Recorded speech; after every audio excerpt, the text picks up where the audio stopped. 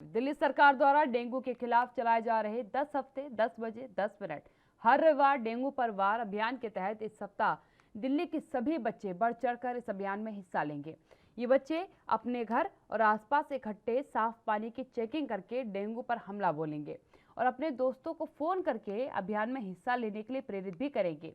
आपको बता दें कि मुख्यमंत्री अरविंद केजरीवाल ने सभी बच्चों को इस अभियान में बढ़ चढ़कर भागीदारी सुनिश्चित करने के लिए प्रेरित करते हुए कहा है कि हमें अपनी दिल्ली को डेंगू से बचाने के लिए हर रविवार को 10 मिनट होमवर्क करना है। इस होमवर्क में हमें अपने घर और आसपास में चेकिंग करनी है कि कहीं पानी इकट्ठा तो नहीं, और अगर है तो उसे उड़ेल दे, बदल दे या उस पर तेल डाल दे। साथ ही अपने दोस्तों को भी फोन करके इस अभियान में हिस्सा लेने के लिए कहें।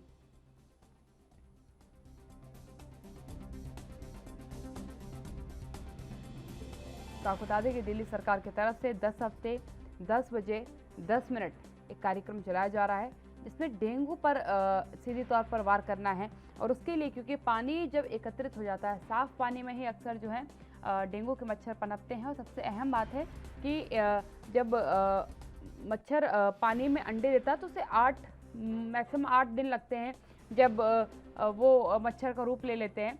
इसीलिए इसमें ये मुहिम रखी गई है कि हर हफ्ते इस कार्य को करना है ताकि वो मच्छर में तब्दील ना हो पाए।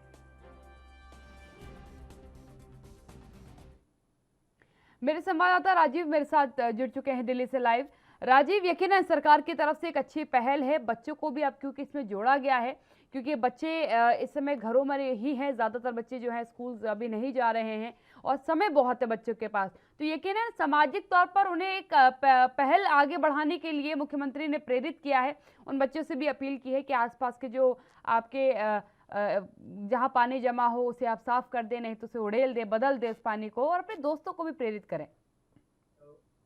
देखिए, बिल्कुल सही कहा आपने। यहाँ पर बात करें जिस तरीके से लगभग कहते हैं कोरोना काल चल रहा है और इसकी वजह से स्कूल नहीं खुल रहे हैं, मगर स्कूल जो है वो 9वीं से 12वीं तक के खोले गए हैं, मगर बाकी बच्चे जो है वो अपने घरों पर है, यानी कि सिर्फ ऑनलाइन के माध्यम से ही पढ़ाई की जा रही है। और इसीलिए दिल्ली सरकार ने एक मुहिम चलाई है 10 हफ्ते 10 बजे और 10 मिनट, यानी कि इसको आप डेंगू से रोकथाम के लिए अपना सकते हैं। और जिस तरीके से लगातार दिल्ली सरकार ने बच्चों को जागरूक करने की कोशिश की गई है और यहाँ तक कि होमवर्क के तौर पर ये मुहिम चलाई गई है, यानी बच्चों को एक होमवर्क दिया जा रहा है जिसके अंदर बच्चे जो है अपने आसपास के माहौल को देखेंगे और उस माहौल के अंदर जो जहाँ भी पानी जमा है, छतों पे पानी जमा है या फिर कहें आसपास के इलाकों में या फिर आसपास के घरों के अंदर पानी जमा है जहाँ पर उनको नजर आता है और साफ पानी है, तो उसको या तो बदल दें या फिर उसको उड़ेल दें या फिर उसमें मट्टी का तेल या फिर कह सकते हैं पेट्रोल डाल दें। मगर जिस तरीके से लगातार कोशिश की जा रही है कि डेंगू की रोकथाम के लिए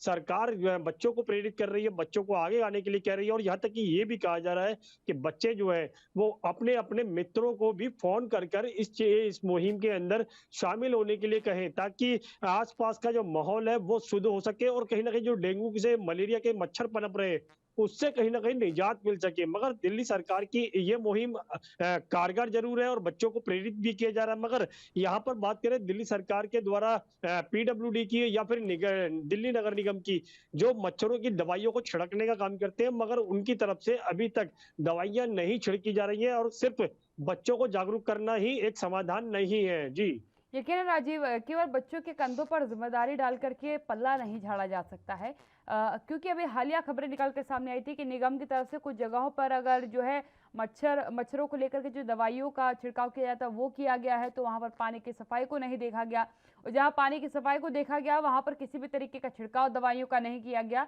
ये जो दो अलग अलग पहलू निकल के सामने आ रही है, सरकार की तरफ से इस पर कब काम किया जाएगा?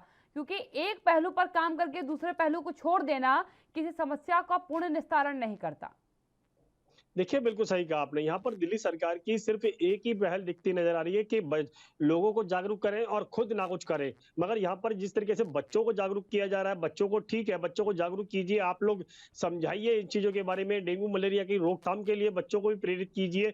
मगर कहाँ पर यहाँ पर सरकारों की जिम्मेवारी भी बनती है और निगम की भी जिम्मेवारी बनती है। मगर यहाँ पर जो अधिकारी है वो काम नहीं कर रहे हैं और सिर्फ जनता को जागरूक करने की कोशिश कर रहे हैं, तो कहीं ना कहीं पल्ला झाड़ने की जरूर कोशिश की जा रही है। और जिसलिए बच्चों को जागरूक करने के साथ साथ ये भी कहा जा रहा है कि वो अपने मित्रों को फोन करके बताएं कि इस मुहिम में जुड़िए। मुहिम के साथ जुड़ने के साथ साथ कहीं ना कहीं दिल्ली सरकार की जिम्मेवारी भी बनती है कि अपने आसपास दवाइयों को छिड़काव करें, ताकि मच्छरों की जो पनपने की रफ्तार है उसमें कमी आ सके। मगर सिर्फ बच्चों को जागरूक करना या लोगों को जागरूक करना ही समाधान नहीं है। मगर यहाँ पर बात करें दिल्ली सरकार के कैसे निगम की, तो कहीं ना कहीं निगम के अंदर भी जो कह सकते हैं अधिकारी बैठे हैं, उनकी जिम्मेवारी भी बनती है कि वो भी कहीं ना कहीं दवाइयों को छिड़काव करें। क्योंकि पिछले कुछ दिनों के अंदर जो बारिश हुई थी और उससे कहीं ना कहीं गंदगी बनी, क्योंकि बारिश का पानी इकट्ठा हुआ, कहीं ना कहीं गंदगी बनी, अंडरपास जो थे वो कीचड़ से लबालब हो चुके थे और कहीं ना कहीं जल भराव की स्थिति बनी थी।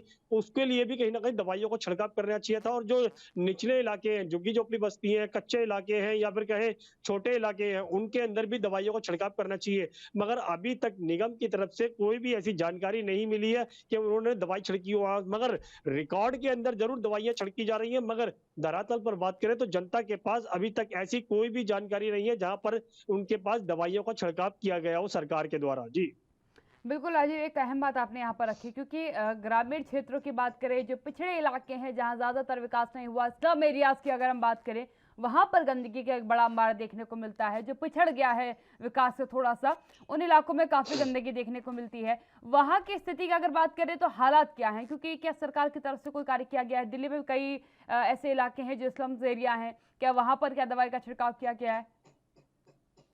देखिए, बिल्कुल सही कहा आपने। यहाँ पर बात करें निचले इलाकों की या फिर छोटे इलाकों की, जहाँ पर झुग्गी झोपड़ी बस्तियां हैं, उन इलाकों के अंदर सफाई सिर्फ एक बार होती है, यानी कि सारे दिन में सुबह एक बार सफाई कर दी और उसके बाद में जहाँ पर कीचड़ है या फिर पानी जमा हुआ है वहां से सफाई नहीं करते हैं, तो कहीं ना कहीं मच्छर पनपते हैं और स्थिति कहीं ना कहीं फिर वही चौंकाने वाली होती है और जनता सिर्फ सरकारों से उम्मीद करती हुई नजर आती है। मगर यहाँ पर बात करें सरकार की, निगम की सरकार की बात करें या दिल्ली सरकार की बात करें, क्योंकि दिल्ली सरकार बच्चों को जागरूक करने के लिए मुहिम चला दी, मगर जो उनके अधिकारी है उनके लिए भी कोई तो मुहिम होनी चाहिए जो कहीं ना कहीं वो अधिकारी जो है वो काम करें। मगर यहाँ पर अधिकारियों की तरफ से कोई भी काम नहीं है, ना ही निगम की तरफ से, ना ही दिल्ली सरकार की तरफ से। मगर सिर्फ बच्चों को जागरूक किया जा रहा है कि आप हर हफ्ते यानी कि हर रविवार को 10 बजे और 10 मिनट के लिए अपने आसपास यानी छतों पर पानी ना जमा होने दे, साफ पानी ना जमा होने दे, खुला पानी ना जमा होने दे। अगर पानी जमा होता है तो उसको खाली कर दीजिए या उसमें तेल छिड़क दीजिए या फिर कहें उसको बदल दीजिए।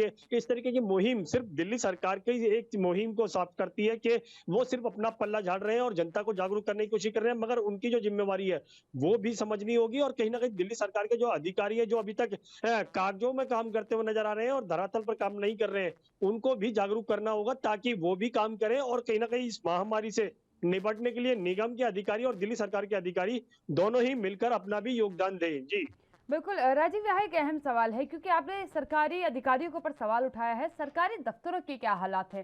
क्योंकि अभी हाल ही में कुछ जगहों से सूचनाएं मिली थी कि जो वहाँ पर लगे कूलर थे उनमें, क्योंकि पानी एकत्रित था, इसलिए वहाँ पर कुछ बैक्टीरियाज उस तरीके के मिले जो डेंगू के होते हैं, तो उसको लेकर के उसको चेंजेस कराया गया, फिर दवाई का छिड़काव करवाया गया। दिल्ली में तो पूरा मंत्रालय बैठता है, पूरी सरकारें बैठती है वहाँ पर। वहाँ की अगर मैं दफ्तरों की बात करूँ, वहाँ क्या व्यवस्था की गई है? क्या वहाँ पर सफाई करवाई गई है, पानी चेंज किया गया है, दवाई का छिड़काव किया गया है? देखिए, बिल्कुल सही कहा आपने। यहाँ पर बात करें सरकारी विभाग की, क्योंकि जिस तरह से बारिश हो रही थी और बारिश वो भी थानों तक यानी कि इलाकों तक और कहीं ना कहीं सरकारी दफ्तरों तक पानी भरा था और कहीं ना कहीं स्थिति ज्यादा बिगड़ी थी और कहीं ना कहीं अधिकारियों ने कोशिश भी की थी कि वहां से पानी निकाला जाए, सरकारी विभाग से पानी निकाला जाए और जो थानों तक रोडों तक पानी जमा हुआ था उसको भी निकालने के लिए कोशिश की गई थी। मगर बात करें दवाइयों के छिड़काव की, मगर सरकारी विभाग यानी कि सरकारी अस्पताल की बात करें, सरकारी थानों की बात करें या फिर सरकारी विभाग की बात करें, वहां पर जरूर दवाइयां छिड़की गई हैं, मगर जनता के लिए, जनता के इलाके के अंदर आके दवाइयां छिड़कना ये भी जिम्मेवारी बनती है। निचले इलाकों की बात करें, क्योंकि हमने भी झुग्गी झोपड़ियों में जाकर देखा था, वहां पर कोई भी सफाई के लिए नहीं आता है और सिर्फ आते भी है तो सारे दिन के अंदर एक बार सुबह सफाई होती है और उसमें भी सिर्फ खाना पूर्ति की जाती है। मगर यह बात करें दवाइयों को छिड़काव की, क्योंकि डेंगू मलेरिया जब फैलता है तो कहीं ना कहीं ये नहीं देखता वो अधिकारी है या फिर झुग्गी झोपड़ी बस्ती है या फिर छोटे इलाके हैं, मगर जी। लगातार कहीं ना कहीं अधिकारियों को भी जागरूक होना चाहिए और कहीं ना कहीं जो कागजों में काम किया जा रहा है वो धरातल पर भी काम किया जाए, ताकि जनता को कुछ राहत मिले और डॉक्टरों के ऊपर जो कोरोना काल के अंदर स्थिति का दबाव बना हुआ है उसको कम किया जा सके, क्योंकि कोरोना काल की स्थिति के अंदर डॉक्टरों के ऊपर दबाव है और दूसरा डेंगू और मलेरिया के जो मरीज पहुंच रहे हैं उससे कहीं ना कहीं डॉक्टरों के ऊपर दबाव बनता हुआ नजर आ रहा है। जी। बिल्कुल राजीव, अगर दिल्ली के आंकड़ों की बात करें, डेंगू के कितने मामले निकल कर सामने आए हैं? क्योंकि उत्तर प्रदेश के जो तस्वीरें आ रही हैं वो यकीनन भयावह तस्वीरें हैं। फिरोजाबाद से आपने सुना होगा किस तरीके से मामले आए, आगरा से लगातार बढ़ते मामले निकल करके सामने आ रहे हैं, एटा मथुरा का वही हाल है। दिल्ली की क्या हालात है डेंगू के चलते? देख देखिए, बिल्कुल सही कहा आपने। यहाँ पर बात करें दिल्ली की, तो दिल्ली के अंदर भी कहीं न कहीं कोरोना की रफ्तार बिल्कुल जब थोड़ी बहुत थमी है, मगर वैक्सीन लगाई जा रही है। मगर बात करें डेंगू मलेरिया की, तो मरीज जो है वो अस्पतालों की तरफ जा रहे हैं और कहीं न कहीं यही सिम्पटम मिल रहे हैं कि डेंगू के बुखार चल रहा है और मलेरिया का बुखार चल रहा है, और कहीं न कहीं डॉक्टर जो है वो जागरूक करने की कोशिश कर रहे हैं कि आप लोग अपने आस-पास ध्यान रखिए। मगर सरकारों की जो ज़िम्मेवारी बनती है, वो भी कहीं न कहीं सवालिया निशान खड़ा करता है, क्योंकि यूपी की बात करें तो वहाँ पर कहीं न कहीं मरीज मिल रहे हैं डेंगू के और मलेरिया के, तो कहीं ना कहीं दिल्ली सरकार उनसे सबक लेते हुए कहीं ना कहीं जनता को जागरूक तो करने की कोशिश कर रही है। बिल्कुल मगर यहाँ बिल्कुल पर बात बिल्कुल। करें जनता के साथ साथ खुद अधिकारियों को भी जागरूक किया जाए, ताकि दवाइयों को छिड़काव किया जाए, हर इलाके को जाकर चेक किया जाए कि कहाँ पर दवाई छिड़कनी है, कहाँ पर नहीं छिड़कनी है, और कहीं ना कहीं उन बच्चों को साथ साथ खुद अपने अधिकारियों को भी जगाने की कोशिश करनी चाहिए। जी। बिल्कुल राजीव, एक अहम चीज़ मैं आपसे यहाँ पे जानना चाहूँगी, क्योंकि भी हालिया रिपोर्ट पे आप और मैं चर्चा कर रहे थे जब हमारी बात पोल्यूशन को लेकर के हुई थी। उस मुद्दे पर भी डॉक्टर्स का एक ही कहना था कि अगर पोल्यूशन ज़्यादा तादाद में बढ़ता है तो हमें दिक्कत हो जाएगी, क्योंकि सांस की समस्या ज़्यादा आएगी लोगों को। हॉस्पिटल्स में फिर एक बार जो है प्रेशर बढ़ेगा और हमारे वर्क आवर्स में भी इफेक्ट आएगा और हमें बहुत ज़्यादा तादाद में मरीजों को देखना पड़ेगा। समान स्थिति इस समय डेंगू की आ रही है। डेंगू और वायरल फीवर, ये दोनों ऐसी स्थितियां हैं जो सिम्टम्स हैं एक तरीके से कोविड के, क्योंकि कोविड में भी फीवर आता है, आपको खांसी होती है, जुकाम लगता है, और ये सेम सिम्टम्स जो है इन दोनों बीमारियों में नजर आता है। डॉक्टर की तरफ से अभी क्या मेडिकल टीम्स की तरफ से कहा गया है?